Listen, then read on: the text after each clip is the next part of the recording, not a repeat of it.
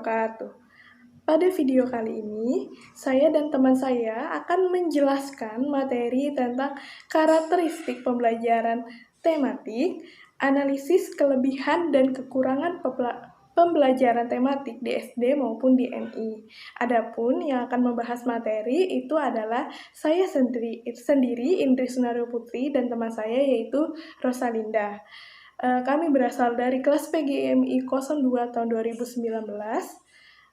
Adapun tugas video ini guna memenuhi mata kuliah pembelajaran tematik dan dosen pengampunya adalah Bapak Dian Adesta Bujuri, MPD. Untuk itu, tetap stay tune di video ini. Pada video kali ini, saya Indri Sunario Putri akan membahas tentang karakteristik pembelajaran tematik dan analisis kelebihan pembelajaran tematik di SD maupun di MI. Yang pertama yaitu tentang karakteristik pembelajaran tematik. Karakteristik pembelajaran tematik sendiri itu ada 7. Yang pertama yaitu berpusat kepada siswa. Mengapa dikatakan berpusat kepada siswa? Karena pendekatan yang digunakan itu pendekatan modern, yang dimana menempatkan para siswa-siswi sebagai subjek belajar, sedangkan guru itu sebagai fasilitator yang dimana memudahkan siswa untuk belajar di kelas. Selanjutnya yang kedua itu memberikan pengalaman langsung. Pembelajaran tersebut akan memberikan pengalaman langsung kepada siswa-siswi, yang dimana siswa-siswi itu akan diberikan sesuatu yang konkret atau yang nyata sebelum mereka berpikir atau memahami yang lebih abstrak. Yang ketiga yaitu pemisahan antar mata pelajaran tidak begitu jelas. Fokus pembelajaran tersebut lebih diarahkan kepada tema-tema yang paling dekat berdasarkan kenyataan yang ada pada siswa sehari-hari. Dan yang keempat, yaitu menyajikan konsep dari berbagai mata pelajaran dalam suatu proses pembelajaran, sehingga siswa-siswi mampu memahami konsep-konsep tersebut secara utuh. Hal ini diperlukan karena untuk membantu siswa-siswi dalam memecahkan masalah yang dihadapi dalam kehidupan sehari-hari mereka. 5. Pembelajaran tematik bersifat fleksibel atau luas. Guru dapat mengaitkan bahan ajar dan dari mata pelajaran lain, bahkan dapat mengaitkannya dengan kehidupan sehari siswa-siswi dan keadaan lingkungan di mana sekolah dan siswa-siswi berada. Keenam, hasil pembelajaran sesuai dengan minat dan bakat kebutuhan siswa-siswi. Dalam proses pembelajaran tematik tersebut, siswa-siswi memperoleh kesempatan banyak untuk mengoptimalkan potensi yang telah dimilikinya sesuai dengan minat dan kebutuhannya.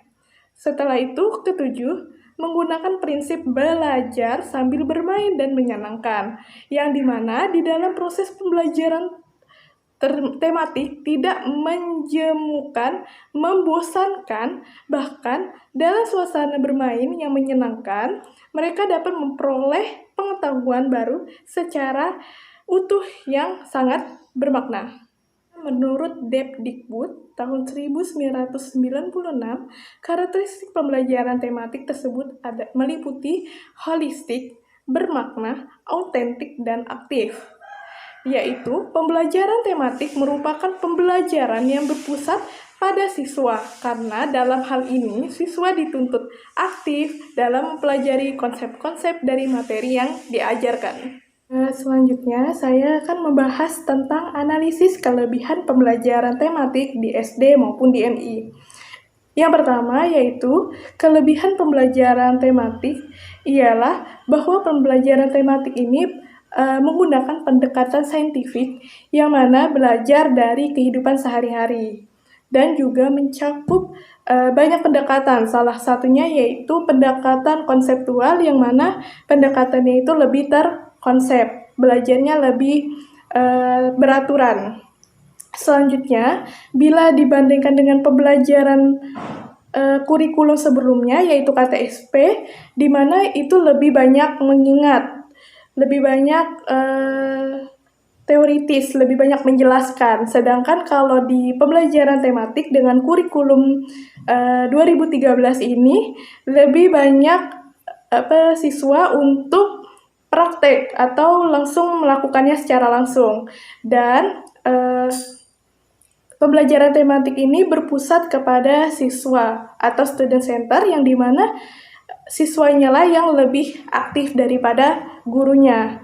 Dan juga pembelajaran tematik ini tentunya lebih banyak memberikan manfaat kepada siswa-siswinya bagi kehidupan sehari-hari. Salah satu contohnya yaitu kita belajar FEB dan KPK, yang dimana kita bisa menggunakan perhitungan FPB KPK itu untuk membagikan sembako. Setidaknya tidak ada yang lebih dan maupun tidak ada yang kurang, yaitu bisa lebih mudah menghitung. Selanjutnya, pada pembelajaran KTSP sebelumnya itu lebih menekankan kegiatan pembelajaran yang membosankan. Sedangkan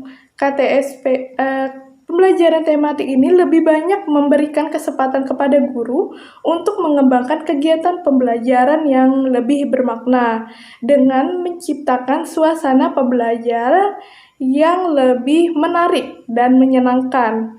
Tentunya memiliki makna yang besar bagi kehidupan siswa-siswi.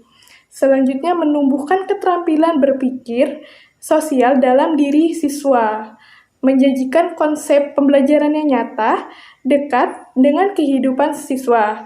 Selain itu, juga dapat membangun kerjasama yang baik, karena siswa lebih banyak berdiskusi pembelajarannya,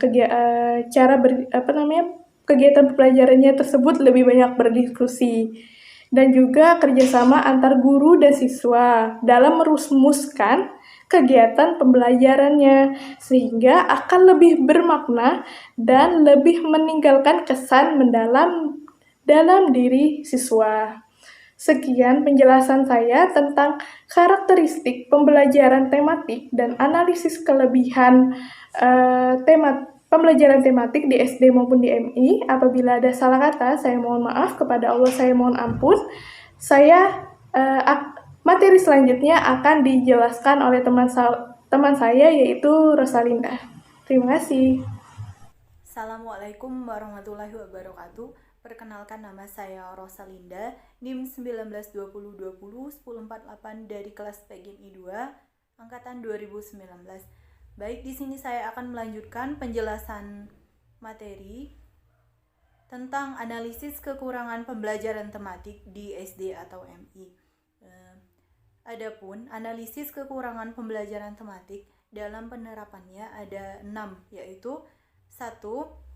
Dilihat dari aspek guru, model pembelajaran tematik dituntut tersedianya peran guru yang memiliki pengetahuan, wawasan yang luas, kreativitas, keterampilan, kepercayaan diri, dan etos akademik yang baik, dan berani untuk mengemas dan juga mengembangkan materi dalam pembelajaran.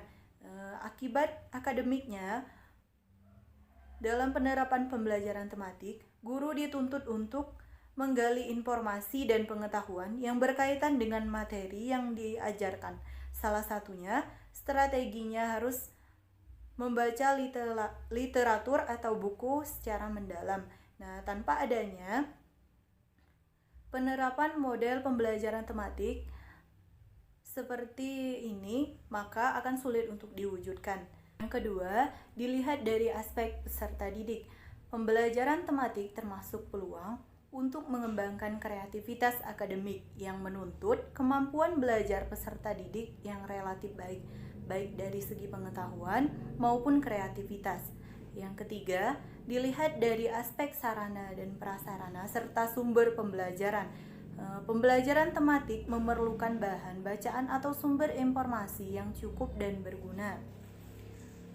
seperti yang dapat menunjang dan memperkaya serta mempermudah mengembangkan wawasan dan pengetahuan dalam suatu pembelajaran. Dengan demikian, jika pembelajaran tematik hendak dikembangkan, maka perlunya didukung oleh fasilitas di sekolah seperti perpustakaan, perlu dikembangkan secara bersamaan. Nah, bila keadaan ini tidak terpenuhi, maka akan sulit untuk menerapkan pembelajaran tematik. Yang keempat, dilihat dari aspek kurikulum. Pembelajaran tematik memerlukan jenis kurikulum yang sesuai dengan pembelajarannya. Kurikulum harus bersifat luas, dalam arti kurikulum yang berorientasi pada pencapaian pemahaman siswa-siswi terhadap materi, bukan berorientasi pada penyampaian target materi. Kurikulum yang memberikan kewenangan sepenuhnya pada guru untuk mengembangkannya baik dalam materi, metode, maupun penilaian yang digunakan untuk mencapai keberhasilan dalam pembelajaran tematik. Yang kelima, dilihat dari aspek penilaian dan pengukurannya. Pembelajaran tematik membutuhkan sistem penilaian dan pengukuran objek, indikator, dan prosedur atau langkah-langkah yang terpadu dalam arti sistem yang berusaha menetapkan keberhasilan belajar siswa-siswi. Ini dilihat dari beberapa mata pelajaran yang terpadu, atau dengan kata lain, hasil belajar siswa-siswi merupakan kumpulan dan paduan penguasaan dari berbagai materi yang disatukan yang menjadi tolak ukur sebagai penilaian dan pengukuran dalam pembelajaran tematik.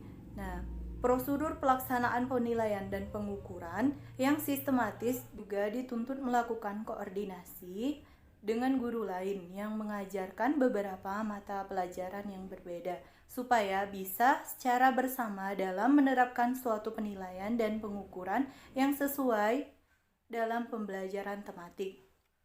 6. Dilihat dari segi suasana dan proses pembelajaran. Pembelajaran tematik cenderung memadukan antara salah satu atau lebih mata pelajaran. Dengan kata lain, ketika seorang guru mengajarkan sebuah tema atau pokok bahasan, maka guru tersebut dalam penerapannya menggabungkan dan mengaitkan materi pembelajaran agar sesuai dengan pemahaman peserta didik. Tetapi bisa juga terjadi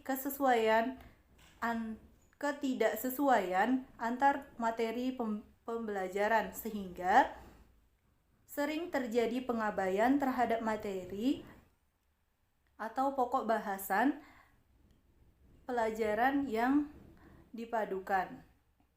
Adapun kesimpulan, pembelajaran tematik telah lama populer untuk mengaitkan kurikulum dengan kehidupan nyata dan sehari-hari anak. Pembelajaran harus disesuaikan dengan kehidupan anak sehari-hari.